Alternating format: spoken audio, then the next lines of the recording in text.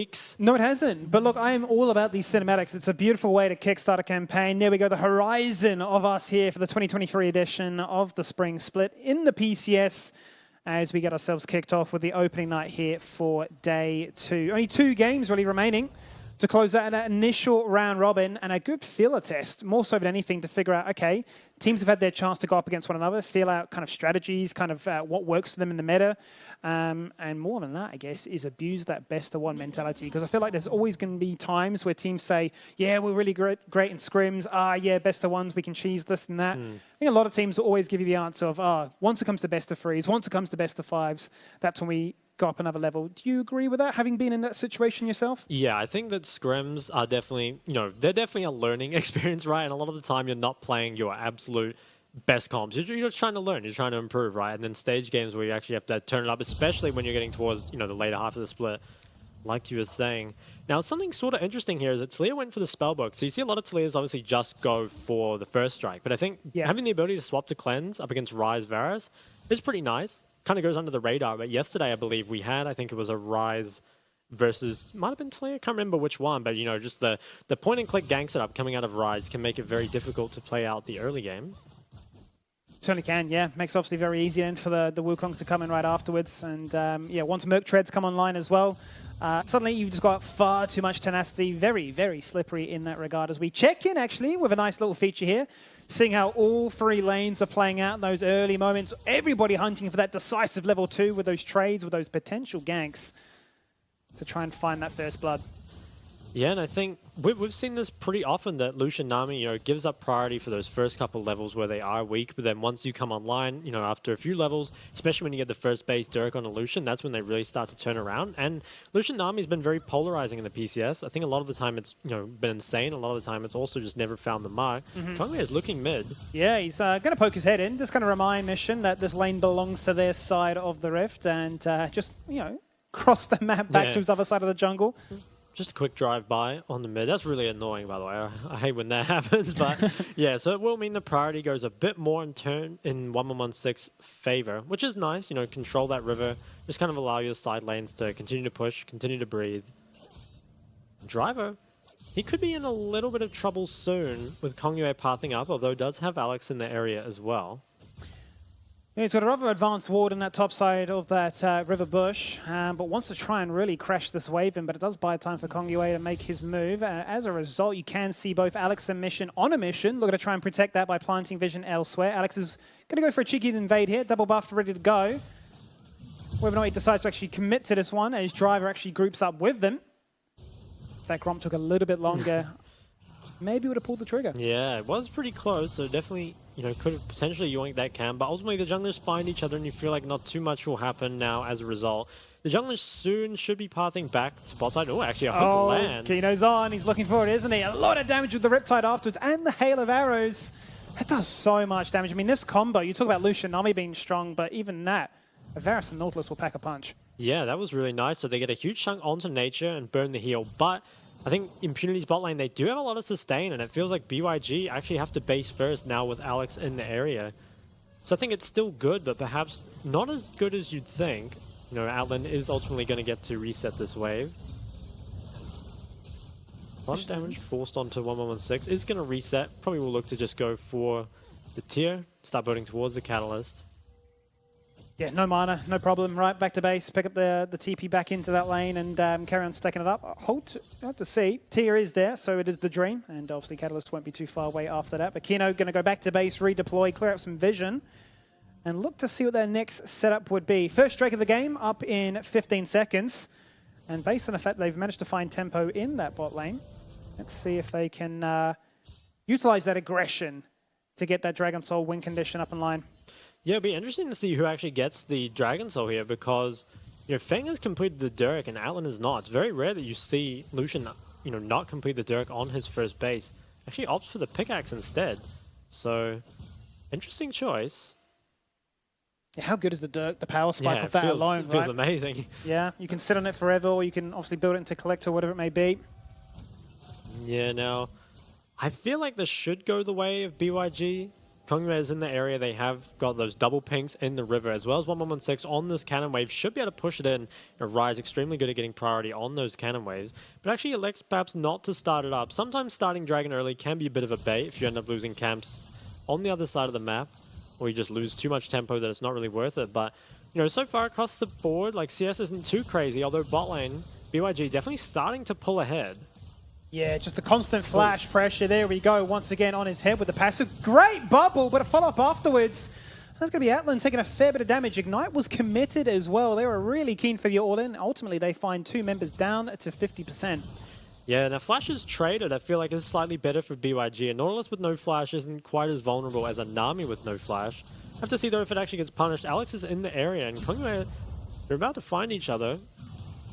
Are they going to commit to doing this dragon? Because I think you have to back off. You take so much damage while actually doing the dragon that it might not be worth it. Perhaps they can instead just look to push Impunity out, but they're actually going to turn back to it. Yeah. I wouldn't be surprised to see Impunity look to contest this. I feel like they have reasonable angles on it. I think they have enough time more so than anything here, Shock. The fact is, BYG are not going to look to try and back away from this one. They're fully committed, but it looks to me as if they're going to try and jump in at the very last moment. Alex hesitated, but ultimately jumps on through. Looking to try and find his kill, though. Ooh. Weaving and working, but Realm Warp, without any CC to disrupt it, may just be the best ability in the game. Yeah, that was a very clutch Rizal. I think they were definitely in trouble there. If not, you know, ending up in death, taking so much damage on the way out, they'd be forced to reset. But good hustle. They pretty much just get the Rizal, or sorry, they get the dragon and then escape without really losing anything for it. So nice play there from BYG and really good, you know, understanding of their limits and also their champ capabilities to be able to do that. 116, he's pretty although so is Mission.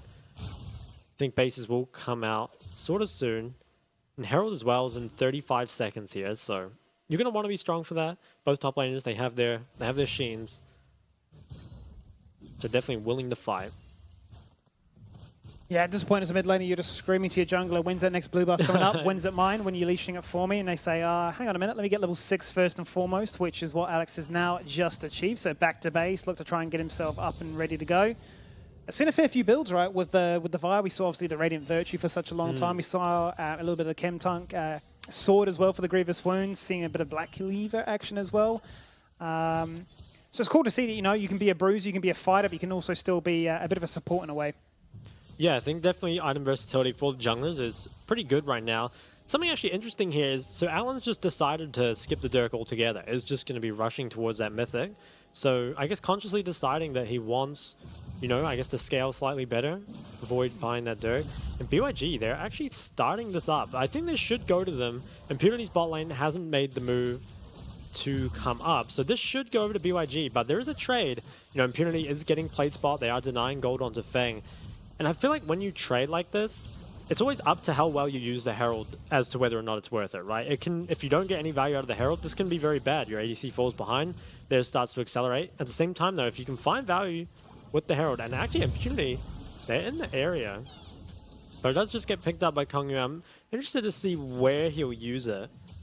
Yeah, I think just teasing. I don't think it really was going to be a full committal. More so than anything, I think for Immunity, it's just free turret plates. I mean, you saw another one fall in the mid lane there, 2 down in the bot lane, as well as Feng's forced to hold on for his own. The grand challenge has been laid on Dat. Let's see what Likai can do. Driver flashing away does not matter. That's a 9-minute first blood. It felt like it was coming for such a long time, but it is finally rewarded as we go down bot lane. Oh, one more auto is all he needs. Flashing in after the culling, and kill confirmed against Kino. Yeah, lots of action across the board, and I think it's really big for both teams. You know, shutting down the Jax win condition as well as getting a kill onto the Impunity bot lane's Lucian. So, yeah, we're really starting to see kind of the form, I guess, of these teams, you know, starting to come into reality. We've got this Jax Fiora lane, which is now going to be a little bit more difficult. Interesting that the Herald wasn't actually dropped top. I would have expected after the kill just to be immediately dropped, but Alex was in the area, so perhaps could have stopped it. And yeah, let's take a look at the replay of the bot play. It's actually full HP. And he's not level 6. That's the big thing for Kino, right? He just forced to hit the wall and just dies. Yeah, it's actually ridiculous how much damage. I'm always surprised by how much damage Lucian Nami does. It's not okay. Actually, have a look at the mid lane CS. This is pretty in favor of Mission, given it's just been pretty much an isolated 1v1. So CSing very nicely. 109 at 10 minutes. I mean, I think that's pretty much all the CS you can get. Yeah, he's on the dot, right? At some point, he's going to be telling Alex, hey, mate, that's enough camps for you. That jungle now belongs to me. I'm going to be looking to try and farm up 12 CS per minute. Become an absolute weapon to really outscale this this Rise. But I think they've been playing really a game of ping pong, right? Just hitting a wave back and forth, looking to try and play influence elsewhere on the map. But these lanes have been fairly isolated for the most part. But yeah, that kill in the bot lane means the world there for Atlan, having fallen behind in the initial 10. Yeah, and Atlan now has his completed Gale Force, so can definitely look to play very aggressively with this. Now, BYG, they do have flashes up, so it's unlikely, I feel like, that any kills will happen here. But the Dragon in 45 seconds, I think Impunity will definitely look to contest it. And it's going to be a lot up to Leakai, who got the trade on the top side, you know, to snowball his lead. And he looks like he's doing a good job so far. It's such a good spot for a Fiora to be in, right? A long lane, we can just chase them all the way from your own tower back to theirs. If you've got the angles, if you've got the flash, doesn't decide to commit for it, doesn't need to, ultimately. Can force him back to base, doesn't have a TP back. He's going to lose a lot if he can crash this quick enough. Yep, the next Dragon up in 15 seconds now. First one went the way of BYG, and you can see that Kongyue is in the area, sneaking his way into lane to see if the Lucian Nami would dare stand up again. And Liga, I think he actually took some tower plays top, so did get quite a bit of damage there. And both teams sort of thinking about this Dragon. I'd be surprised to see BYG start this up. I feel like fighting into the Gale Force Lucian right now is a bad idea. They're on Vision as well, so if anything happens here, Impunity will know about it. Double TP's come out on mid, so perhaps, you know, do really value that mid pro. And yeah, BYG, they're going to start this up. Impunity, I think they really want to fight this. Yeah, Impunity will be certainly feeling strong about themselves right now. Rod of Ages up against double Mythics. That's power right here and right now that they can look to try and work around. As BYG leashing it to their side of the map, bringing it up to mid lane as 116 comes on through. Still, as you say, on Vision. But Atlan looking for it. Kino jumps in with a depth charge, knocking up two. Atlan going for the ult of his own. Getting close to smite range. Kino forced to hook away. Dies to Alex. Alex has to run away. They've sacrificed a dragon. And that is the arrow. The one to pierce it all to get them near second in their game. 116, completely isolated. Burnt an ult, burnt a flash. And a double flick of the wrist back. Where are you going? That's Impunity now with 4 kills to their name. Yeah, really well executed, I feel like, out of Impunity, especially missions to Leo, where we were kind of talking about it before, how it can create so much value. Not only did it disrupt the Rise ult a bit, but it meant that Feng was in a really poor position, couldn't really get to DPS. Hopefully we will see a replay of that. I think also something you touched on before that fight started was the Mythic advantage as well. Let's have a look at this. You know, Mission, he finds a very good angle here, and if you watch Feng, you know, he kind of just gets completely zoned out of this fight. He's forced to just flash early. And then all that ends up happening is it's basically now a 4v3 with Feng unable to contribute. And Impunity, like you said, the Mythic advantage, having the Ludens, having the Gale Force up against just the Rod of Ages, definitely just deal more damage. And it's interesting because I think BYG were on 2 separate fronts, right? They went to try and flank from the behind and try and remove the squishy targets and say, well, we'll just leave this Drake to chance. Thankfully, Feng was the chance to secure that for the team. So they'll be happy with that, but Impunity are saying, you're not going to get away with this one for free, and we're able to pick up a ton of kills. Yeah, and I'm surprised BYG was so intent on fighting that drag. Now, worth noting is that BYG did actually pick up the drag, so the scaling dragon win condition is still on the table, but it's weird just so heavily contest when, you know, you're still lacking that power spike, right? You didn't have the Ghostblade completed on the Varus. Your Rise has only just bought the Rod of Ages, so kind of surprising, but the gold remains mostly even. Just down 1k for BYG. And they do have 2 drags.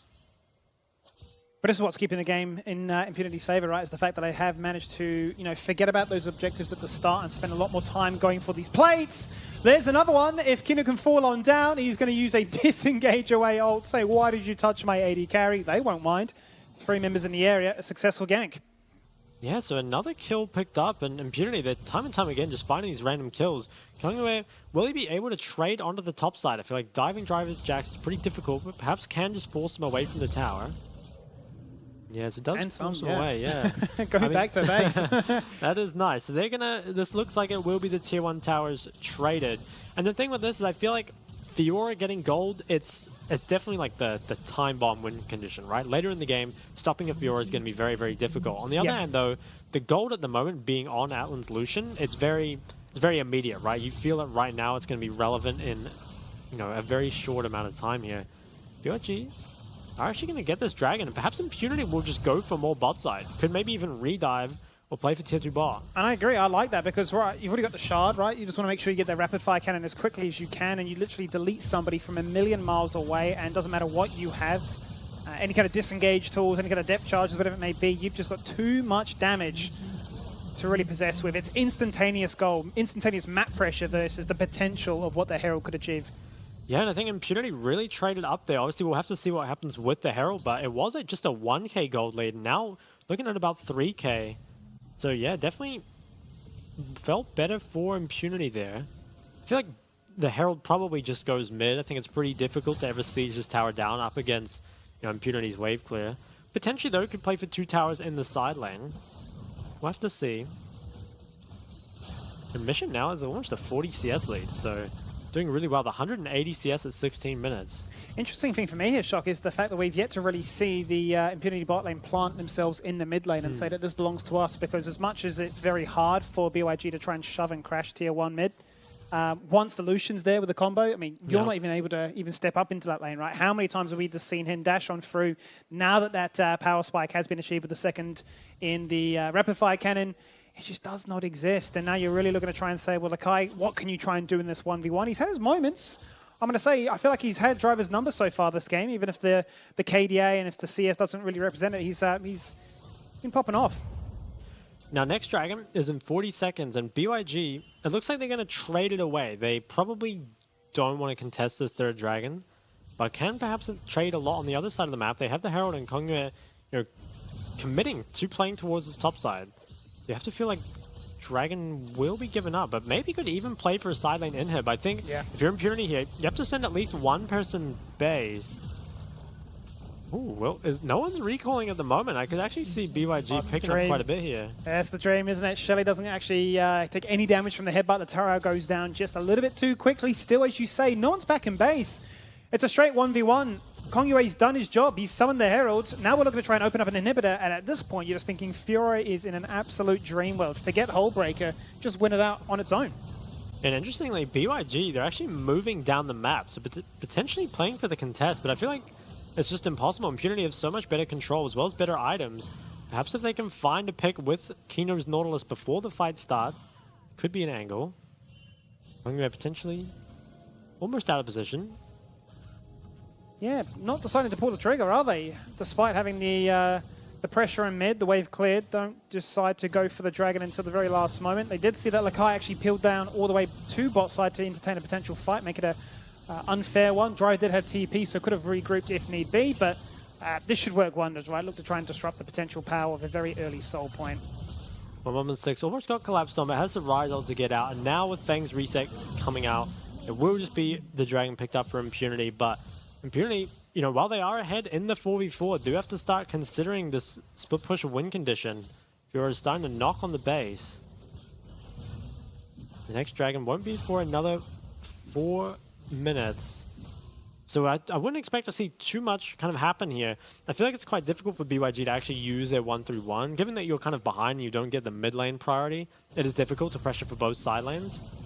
But perhaps can pressure for one, and you have to feel it will be Lakai's Fiora kind of accepting that pressure from his team. BYG, they're looking for control around mid. Perhaps want to knock down this tier 1, but it is going to be difficult with the Herald used top. It's going to be very difficult to actually break this tower until they can find some sort of teamfight win. But just look how many numbers they have to plant in the mid lane just to try and deal with a Lucian. Even a Lucian on his own for the most part, that he can command so much respect that if you make one wrong move, I got a flash cleanse, as well as an ult, which will just take you down very quickly. This is the age-old classic, which I saw from Ruler way back in the LCK, where he just pops out the bush from one side to the other. You're dead and gone in a heartbeat. And yeah, I think for BYG right now, it's a case of, well, if we don't want to fight them face on, then let's look to try and open up the map as much as possible, force Driver to respond. Because I feel like if Jax ever gets a chance to group up, what do you see? The leap, the flash, the counter-strike onto 3-4 members, that's enough to try and win you a soul point or potentially a Baron. Yeah, especially I think with the Talia as well, right? If you can get a big counter-strike coming through, there's definitely follow-up from your team. Bot lane, still going in Lakai's favor, but hasn't really managed to just completely blow the game open, and we're not expecting that from him yet. It is sort of more of that scaling win condition. And Impunity, they have like a fairly modest 2k gold lead. They're trying to get a lot of control around this Baron area, and it's pretty scary, I think, for BYG to actually face check these bushes. On 116, feels like, yeah, does have to flash and will give over his top lane tier 1. There's actually no trade on the other side of the map. Yeah, smart flash. I mean, obviously you had to show so much respect to somebody like a Vi that will just chase you down. Doesn't matter really how confident you feel like defending that tower. It doesn't exist. No. It's false. Always has been, always will be. So he's going to lose out on that trade, unfortunately. And he's going to then turn her attention, no doubt, back to Lakai and say, well, how's it going for you bot sides? You've opened up the top half of the map. Let's try and replicate that by taking down this bot tier 1-2 now. Yeah, and I think it just feels like it's taking so long to get this bot tier 1. Perhaps needs another item to really get something done. And it is always difficult because you have these long periods of just having to respect, right? When Impunity are regaining control. Oh, actually engaging. Oh, we're on. As you saw on Battery, they found their target. Great flash there from Kino. Otherwise, he was going to be a world of pain. CC stacking would have been a little bit too much to try and deal with. Yeah, and both mid lane tier 1 still standing, which makes it quite difficult for both teams to get a whole lot done in the side lane. Nature does run into Kongyue, who could actually be in trouble with the clear over the wall. Hits the clone. That's the old debate. Yeah, that clone got destroyed. Never stood a chance. Okay, now both top laners aren't set up really to pressure. Interesting, Likai might actually... Okay, will he path bot yet? So he's pathing bot. Dragon's in another minute. Alex? Or not Alex, Atlan. Yeah, he's looking. Yeah, I like this from Atlan, though. Just really trying to pressure them off from that mid wave and say, we want this tier 1. We want to try and open it up. Great flash! Oh, very dicey there for a second from Nature. He's going to fall victim to it, ever so close now to a potential next Drake, and Baron is always on the cards. Yeah, losing Flash before a big objective fight like Dragon is pretty risky. It's going to be difficult in the next fight for Nature to position on that Nami, although it can just, play very far back. Do his best that way instead. There's also the potential of one of the teams kind of deciding, okay, maybe we don't need this Dragon as much and we can just look to trade the Baron for it. I think both teams have fairly solid Baron DPS. I think Impunity probably DPS the Baron just a bit quicker. Letharty Varus obviously isn't the best Baron taker. Actually, you know what's interesting? Nautilus still does not have a mythic.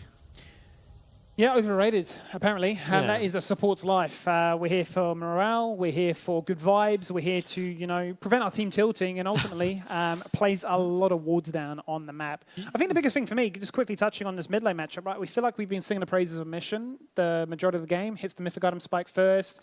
He's able to try and command the Rift a little bit better with his ultimate usage. But what do you think of the fact that now we do have a Rise with 10 stacks on the rower, with now a completed Seraph's Embrace? Like, sure, that's a break point where you're thinking 2-item Rise starting to creep into that level 16 territory. Yeah, I think like the later the game goes, the stronger Rise becomes in terms of absolute damage, right? But I think something you always have to consider is, can you actually deal that damage? Because it feels like when you're playing against the Talia and the buffed up Lucian, as well as the, all the CC coming in from the Vi, the Wukong, and the Nami, it's quite difficult to actually deal that damage. So I could definitely see that if BYG managed to kind of withstand and engage, on the way out, 1116 could just deal a ton of damage, right? Clean up the fight like that. But I think if Impunity are the ones pressuring the advantage, they're the ones engaging, they're the ones chasing down, I could actually see Rise, despite having a ton of damage, just not getting the opportunity to deal. Just outranged, right? Yeah, absolutely. And that would also be a very sad state of affairs, but it is one of the limitations of the champion, perhaps a good heads up from their opposition as to how they can try and manage it, because I haven't really seen too many creative plays with the Realm Warp. I think we saw one around the Dragon to try and disengage them away from a fight, get the buff, get out. But apart from that, I feel like I'll be getting close to dangerous territory where we're looking to try and flip a game on a Baron where it's like, okay, how much damage can we really do? 2 major item spikes are there. Can we look to try and entertain the pressure on these side lanes, which Lakai's opened up quite well. Still looking to try and break down the bottom half of the map, but I think once you can open that map up completely, Driver doesn't get to play. He never gets to group up. He never gets to even, threaten a potential 5v5 Baron contest himself. Yeah, 100%. I think when that split push condition reaches that point of just, you can't be contested anymore, especially if you end up having to send 2 members down there, really limits the options you have on the other side of the map. And there always is potential for these globals to come through, either, ganking bot or maybe even ulting 2 Baron with the Rise ult, something like that. I would like to see some sort of creative play, because it feels like BYG, they're resting a lot on this Fiora win condition at the moment. We'll see if it ends up paying off, though. And I wonder what the issue is here. Any predictions?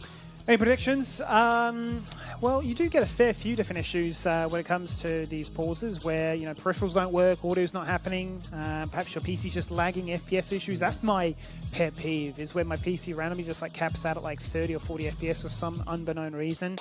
And how do you resolve that? Usually it's a good click of the old restart button, which takes a bit of time, absolutely. But obviously the refs in the background, they're going to be doing their absolute best to get this one resolved as quickly as you can.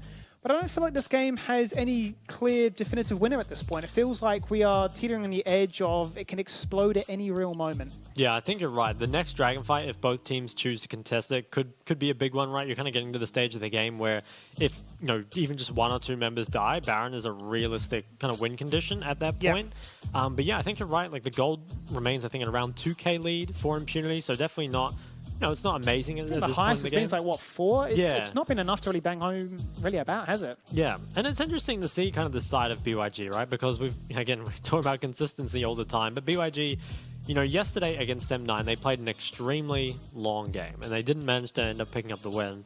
And in that game, they were making a lot of good plays, but also, making a lot of bad plays, giving a lot over. And it feels like this game, BYG just they haven't really made any crucial mistakes, right? And the gold lead remains relatively even, but they also haven't done anything with, the Rise, right? It's never feels like another lane has been blown open. It always feels like it's just a trade, right? And they're not normally the ones being proactive with it. So, yeah, I feel like BYG perhaps have a little bit of confidence shattered after yesterday. Possibly. And I think that's the big thing, especially when you are looking to try and unlock your mid-jungle duo especially, right? That you want to utilize that macro ability to try and move your mage all over the map to try and showcase what they can do, try and get some early kills, try and actually snowball the lead. If you do have an advantage, press that advantage. Really chokehold the opposition out from ever really climbing back into it, right? 10k goal lead, it's decisive. You're not going to do anything to really catch up, even if a Lucian somehow gets a cheeky double, triple kill somewhere on the map. So yeah, it's a weird set of effects. It almost begs the question, if we're going to look to have this almost gentleman's agreement in mid lane, why not just default to the old classics of like a Syndra and an Azir, a Corki, and sort of just say,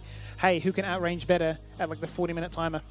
Yeah, I think that is a real risk you run with Rise because, like we were saying, it does deal a lot of damage, but just so often outrange. And I think also you feel the need to get stuff done with Rise, right? It feels weird because he is a champ that scales, but at the same time, he is an early game champion, right? He has like point and click ganks up, great wave clear, a roaming ultimate, and something like the Syndra, the Talia, the Victor, they will always outperform just in that straight 5v5. And I think a lot of these games, while there is kind of advantages traded back and forth, ultimately it's that 5v5 on Dragon or the 5v5 on Baron that ends up really deciding the game. It really will. And I think ultimately when we talk about objectives, there has been a very clear game strategy from either side, right? BYG have been very hot on the money to say every objective, it is ours. Heralds, Dragons, that's what we're playing for, to try and scale this game out, to try and divert the attention of our opposition elsewhere, to maybe open up the pathway for Lakai to try and split push the victory, as opposed to Impunity saying, well, we've got a really fed Lucian Nami, so let's just keep pushing turret plates, let's just try to keep getting a gold lead in that fashion,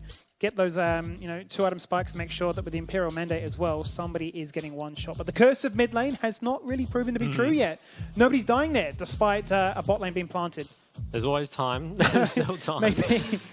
Yeah, I think we have seen that a little bit less, I feel like, in the range support meta, right? Because it just is kind of less engaged across the board. But now that melee supports are starting to kind of creep their way back in, we might see some more Praedyth mid-wave sort of moments. Praedyth and PCS. I would love to see that happen. I'd love to see the Direwolves make it over here and we just see the memes transcend regions. It just happens internationally as well. But yeah, I don't know. It's a weird set of affairs. It feels like the patch has changed a few things, but ultimately it's pretty similar. I mean, we're still seeing the priority on the likes of Elise and Maokai being denied away. Feels like a lot of these champions you wouldn't be too confused about if you've been watching the PCS thus far up until, day 2 of week 3. So I guess we're waiting for, that moment where things start to trek, where teams perhaps like Impunity, which have proven a very similar track record, we're only going to draft these champions. At some stage, surely some team comes in and says, that's going to get exploited. You'd hope so. Definitely hope so. I'd like to see Lucian Nami just removed. I feel like that's kind of, holding back a lot of the meta, right? Because it feels like the bar you kind of measure everything from is, can it beat Lucian Nami? If it can't, it's unplayable. But here we have Actually, the Talia wall coming down early. Ooh, big one. Actually going to jump off that one, make sure that it doesn't go a little bit too far away from the rest of the team. Lakai is actually just going to take that turret, taking a fair bit of time to go get that one. Alex with a one-man ult, Glacial Augment on his head as well. TP going on through. This is Impunity looking to try and answer it back. Gets rooted, jumps in with the counter-strike. Is that enough? I don't think it is, but two members are locked in place. They're on the pebbles. They can't move. They're in so much pain, and Lakai says, I want to split push, but I can't fight in a full 5v5 like this, Shock. It just does not work. He tries to run back into the Whelm Wall, but it doesn't matter. Impunity just had too much damage. Yeah, Impunity as well with very low health bars. If BYG had played that perhaps just a tiny bit better, could have won it, but ultimately Impunity, they come out on top. They are going to get this Dragon. I think they're too low to get anything more. I don't think it will be a Baron looked at or any camps, but yeah, big one. Actually TPing back in. Oh.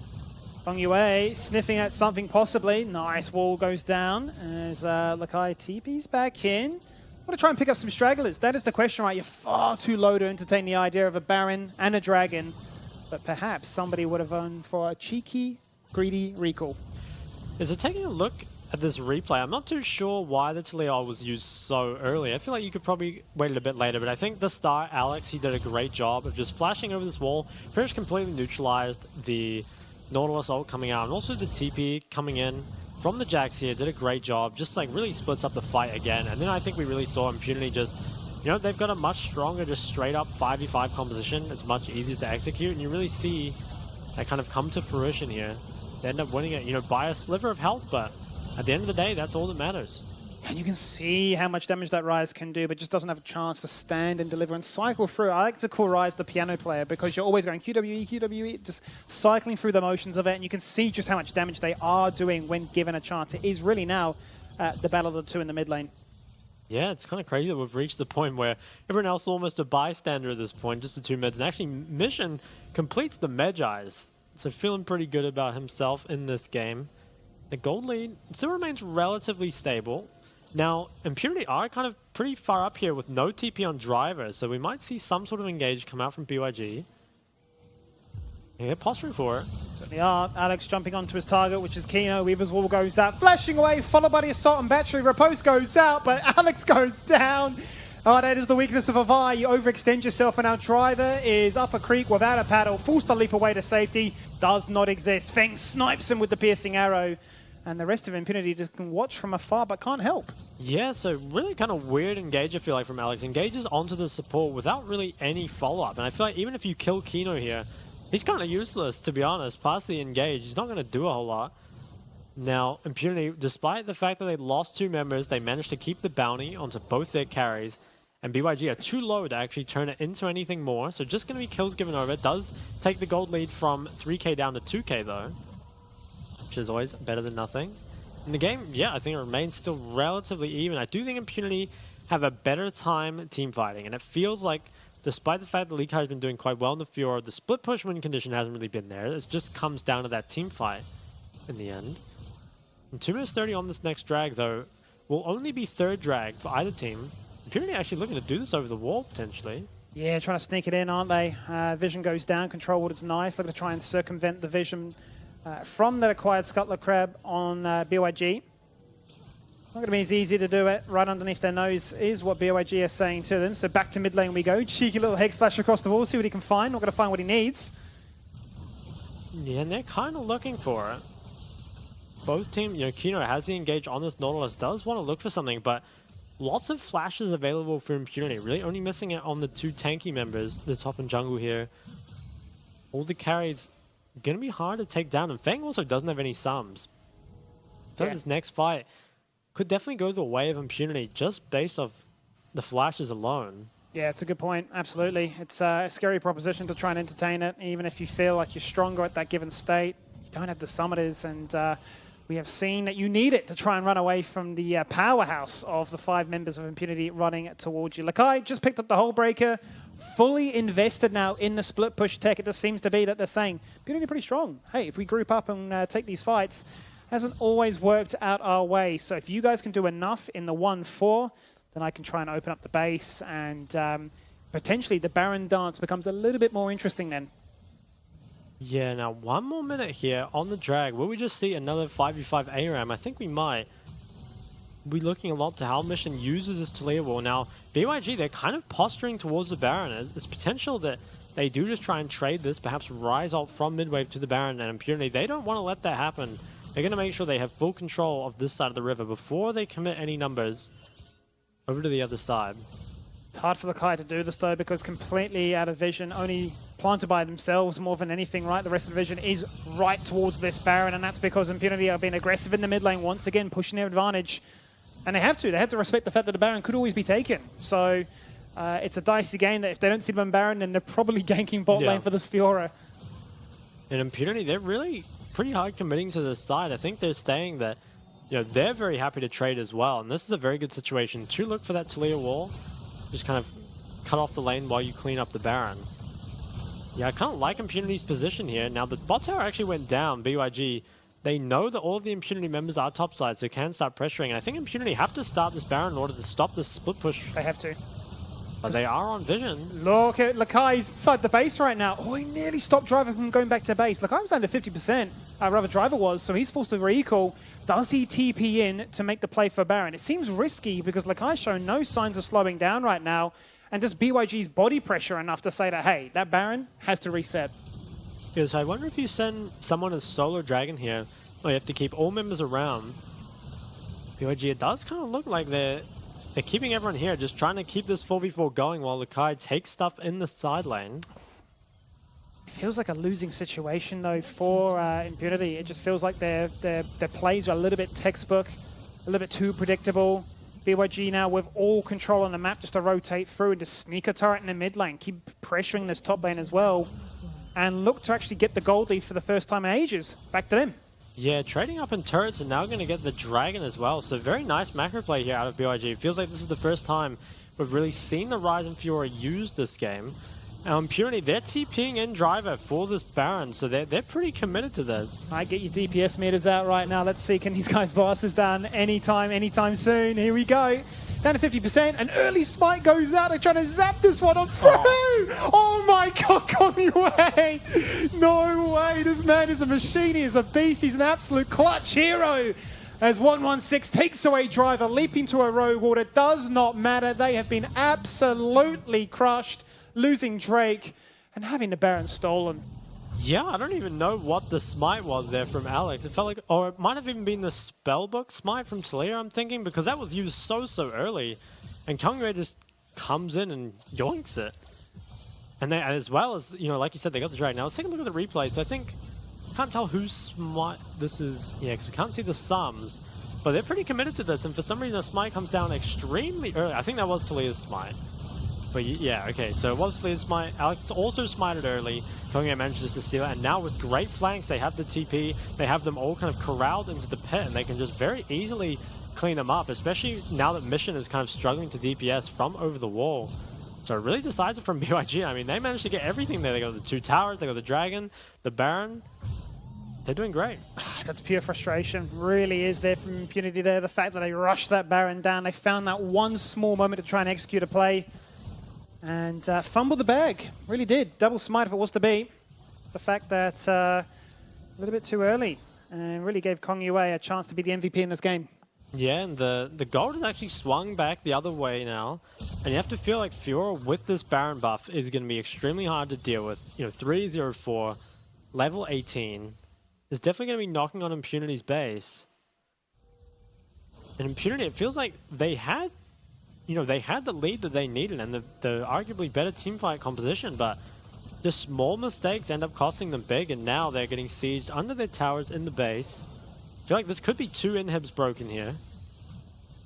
Depends how hard BYG want to force through. Actually, lots of chunk goes on the Allen. Talia Wall comes out to try and delay it. Oh my god, look at that damage though, Shock. I mean, that tower's just done right within them. Driver actually getting ulted. Lakai doesn't care. He's got a Guardian Angel. He will 1v5. His team's not going to back him up because he's got the whole break. The emotes go out because he knows he's absolutely smurfing. You said 2 inhibitors. 2 inhibitors is what we'll get. And why, oh my. BYG at the 32-minute mark, they feel re-energized. Yeah, and Lika, I mean, how Chad is that? Just in front of 5 people, taking their turrets and inhibitors in front of them. Does not forget to emote on the way out. So 2 minutes on this Dragon with 2 inhibs down. I think BYG in a couple minutes here should be able to pick up that 4th Dragon Soul. if you're Impunity, I think you have to contest it. But it's going to be difficult, right? You have to push out those mid and bot waves. You have to regain a lot of control in order to get into a position to contest. It's going to be a tall order for them. Yeah, it really is. Really curious to see what Impunity can do to try and re-strangle this game back into their hands, to try and find a way back into this as a whole. Because, I mean, we saw the very early Magi's, 8 stacks. It's not grown ever since. They've just not been able to find a way to fight. They've been struggling to try and deal with the split push pressure. Driver is just passively losing, wants to be unlocked from that map to group up with the rest of his team, and hasn't been the case. Now Guardian Angel just coming across the board thick and fast, and that with double stopwatches mean everybody's becoming immune. Yeah, and only 1:20 here. I feel like Impunity might want to fight early before the inhib waves become an issue. But it is quite hard for them to be the ones pulling the trigger here. Really just the Vi engage and then follow up on top of that. Cheeky Spidey sensor there, testing the waters as they press their advantage forward. 8 turrets to 4. I mean, they can go where they want. The defensive line that Impunity had to set is so far back. Yeah, and leagueclips actually pressuring the top side, perhaps saying that, sure, they could win a 5v5, but do they even need a fair 5v5 at this point? Probably not. You have to feel like leagueclips Fiora can bring at least 2 members top. Is doing a good job. Actually, looks like he's hitting the tower on the map. BYG, yeah, that top tower is going to go down. This could be 3 inhibs falling right now. Impunity, they've failed to be decisive enough to really, pull the trigger in any of these situations. Yeah, Driver never able to land the counter-strike to try and outplay the riposte. So in they jump. Oh no, it's been buffered because there's the stopwatch. In goes the culling. Down goes Kino. Driver's found his first kill. Can he find another to try and salvage this game inside their base? Lakai, riposte, dash, and a resurrect afterwards. Can they find some way to back him up? A bubble on respawn, but it hits the minion. It's an absolute tragedy. And the Furo just walks away with her life. Yeah, I mean, Impunity, they kind of did what they could. But ultimately, they're still going to lose this dragon. Although they have mission kind of TPing in. Perhaps, they're going to try and contest it. At the same time, though, League is taking the 3rd inhib in the base. It does go down now. I think BYG, you can give over this dragon and it doesn't matter. With 3 inhibs down, I feel like the game's in your favor. You've mind controlled them in. They're not going to get soul point from this one. You just say, if you go for this, we just get your base. They're taking a fight. The TP goes in. The flash on top. The grand challenge is down. Just waiting for the counter-strike. And Kongyue secures another smite. He's gone. Gets the dragon. I think this will be BYG picking up the game. Really well played there by BYG. They just, a game of cat and mouse. And ultimately, as the game progressed, it just felt like they found their moments to strike. Their strategy was just a little bit too strong to deal with. And at the 36-minute mark, BYG will be back to winning ways. Yeah, BYG, I think, they kind of had a bit of a lackluster early game, right? But they really turned it on in the mid game. I mean, pretty impressive usage of the 1-4 and then the 1-3-1 there. And I really like how they managed to avoid actually fighting so much the team fight composition, right? Because it feels like a lot of the time you end up with a split win condition and it's like, okay, we're just going to lose team fights, we win split push, and we're just going to play for that, right? But they did a really good job of pulling them around the map, trying to find those angles where they can get kind of, uneven numbers fights, managed to win that. And also Kongyue, stole the Baron, stole the Dragon. Huge. Found really good engages, so I'm not even sure who I'd give the MVP to for that one, but it's a really, really tough ask. I'm not gonna lie. I mean, I fully agree with you, and I think more so than anything, looking at the post-game gold graph, it's going to be an absolute roller coaster. Yeah. Up, down we go. 4K here, suddenly a 10K spike the other way around, and yeah, I mean, the fact that Lakai was afforded that much space on the map, just from the amount of pressure that his team was putting elsewhere to allow the whole breaker to shine, sings volumes to me. So if it's not going to be him, it has to be Kongyue for the pop-off, because that Wukong was putting in work. Yeah, and I think big statement game from BYG, right? After losing the Sem 9, I feel like there's a lot of questions raised. But they come out here, they take down Impunity, who are, they're still in the upper kind of tier of teams, but they are struggling. But BYG, I also think the fashion in which they won was important, right? They played a pretty